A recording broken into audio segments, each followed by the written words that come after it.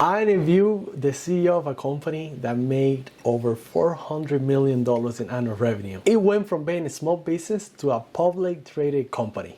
Increased our sales from that, merely 9 million to 100 million. We went up to 300 million. I started Jigos with the mission of helping immigrant business owners connect with local financial providers. Because if there is one thing that I noticed in this country, as an immigrant myself, it's that if you don't come from wealth or don't have friends in the right places, it becomes more harder to get ahead. And over time, I realized that this is not a problem that only immigrants face. Even entrepreneurs that were born in this country, who also didn't come from wealth, face pretty much the same challenges. They push and push, but they still struggle to get better financial outcomes. But you know what I learned? There is one tool that can help all of us grow, and that is credit or access to capital.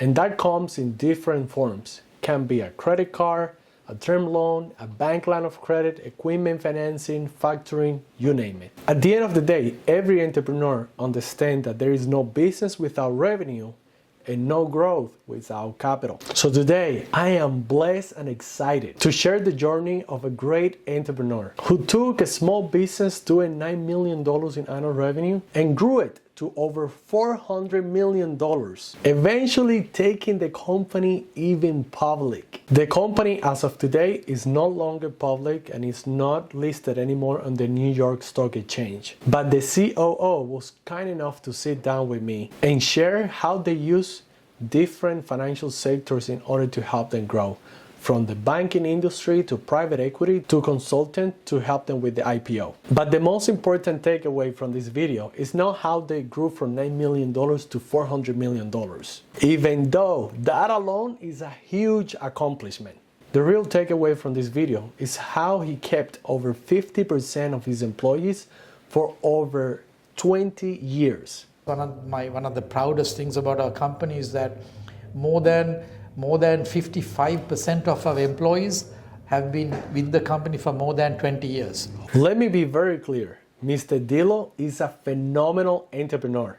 No doubts about that. And many of us could and should learn from him. But entrepreneurs, we must also give huge props to those employees who stayed committed to the company's mission for so many years and saw it through. And this matters now more than ever because we have seen how many big corporations and even the US government has been trying to replace employees for the newest technology, in this case AI. And while I believe innovation is very important, I believe it's even more important to grow with people who believe in you and you believe in. So here's a video for all entrepreneurs who value their employees while remaining competitive and successful. Enjoy the video. Doesn't matter. Please introduce yourself. Hi, my name is Dilo Vijay Surya. I'm the president of ARC Document Solutions and Riot Creative Imaging. We are a digital printing company with technology services, and we support all kinds of brands all across the country, all across the world. And we are one of the largest digital print companies in North America with 140 offices all across the states. Phenomenal. Can you tell me more about, how you got started and how has it been the growth of the company over the years? Yeah, we started as a very small company in Southern California. It was in Los Angeles, that's where we started. Maybe a 9 million small print company. And little by little, we were able to grow over the next 10 years or so. Getting some banking credit lines helped us to really acquire good companies. We used that banking facility. We acquired companies, made those companies and brands better. They are all digital print companies. We merged them together, integrated very well, brought in technology, and really improved our services to our customers and made them more efficient, right? I think that really helped us to make a little bit more profit and continue to grow. I think after the first 10 years, we brought some private equity into our organization.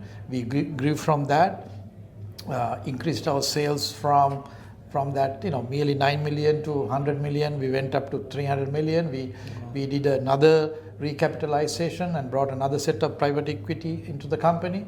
So, and then when the revenue was around 450, 500 million, we became a publicly listed company. So we were. Oh wow! You went to the stock market? We were Nice. a NYSE based company for the last 17 years. Oh my gosh! Last year in 2024 December 1st, we took the company private again. Oh my God! That's my dream to become a public traded company. Talk to me about that if you don't mind. How was that? That was a interesting experience and a tough experience, and also a rewarding experience as well, because going to the public market is a very tough process, but we had good consultants who helped us to get there.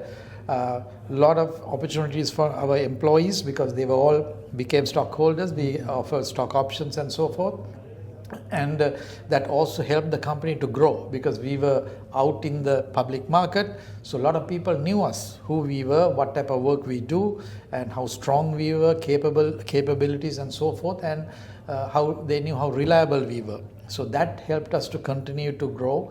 And during the in a public market, there's always ups and downs.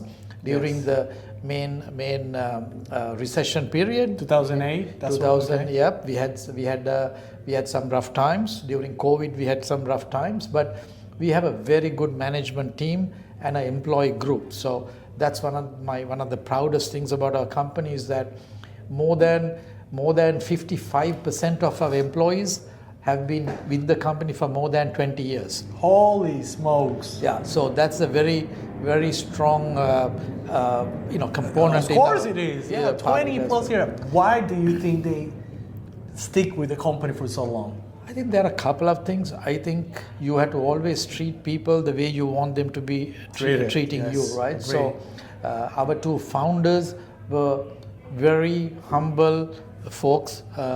They connected with the employees very closely. They always said, do the right thing, right? Doesn't matter how much it would cost, but they would always say, do the right thing for the employees, because if you take care of the employees will take care of the customers. That's how a company would grow, right? So that specific message is instilled in all our management teams and so forth. So we always do what is right for the employees.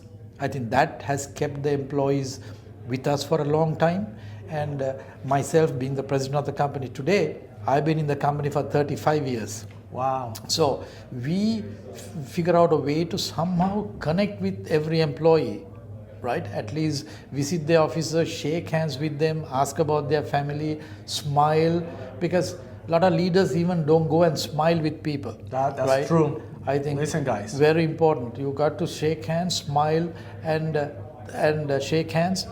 I think that goes a long way. So I want to make sure that I practice that until the day I leave or retire from the company. I want to make sure that what my founders told me, I want to practice that. I think one of the other important things, I talked about employees, but for a company that is continuing to wanting to grow, yes, important thing is make your customers happy.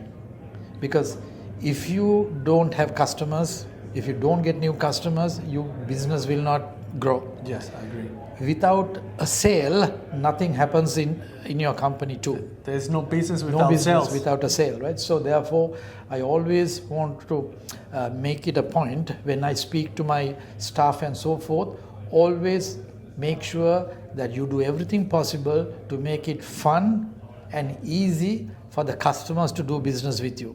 Because when you get that $1 from a customer, then we will make a profit.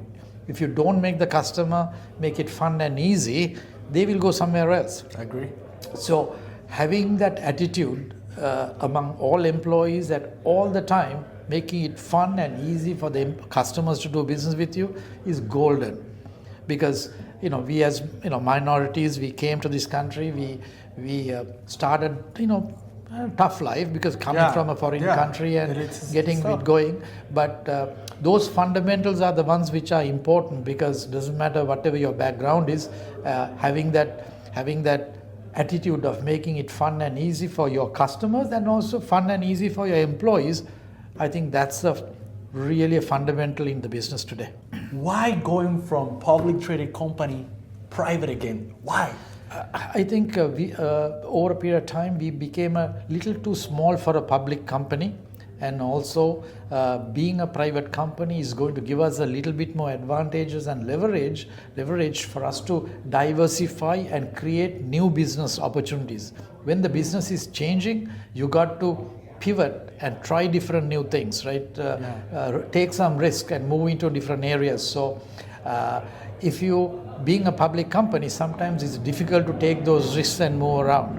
So I think being a private company now, it gives us a chance to go into some new areas, innovate some newer products, go into some new services, and really test the market and make it work. So that's the reason we are a private company today. Yeah. Can you walk me through the environment in the company at that point that you say it's time to go public? Because we were growing very rapidly. We were going rapidly. We were completely changing the blueprinting industry. And it was a good chance for us to consolidate many companies and bring them under our brand name. So we acquired 172 companies. 172 companies. So when the business was going well, I thought it was the right time for us to go take the company public, generate more cash, invest back on new companies, and the rest was history. Wow. So what are some of the biggest benefits of having a public company? Public company is exposure. Exposure, customers know you, customers know your company inside out all the time. So therefore, when you go after big brand names, it helps very helpful for the customers to know that, oh, these are private company, they have all standards, all SOC controls, all financial controls good controls are in place. Yeah. So therefore, they trust you. They believe in you. They know that you're not going to higher trust at the higher trust. Okay. They know that you will never get let down, right? So those were the important ones for us here. What were one of the hardest lessons of being a public traded company? Hardest lessons is you have to always, if you commit for something, you got to deliver. Thank you again for your time. Truly appreciate it. Anything else that you want to share? No, I thank you for giving me the opportunity to share some best practices, some wisdom, some words of wisdom. What we learn every day, sharing with other people helps all of us. Thank you. Thank you again for your time. Appreciate it.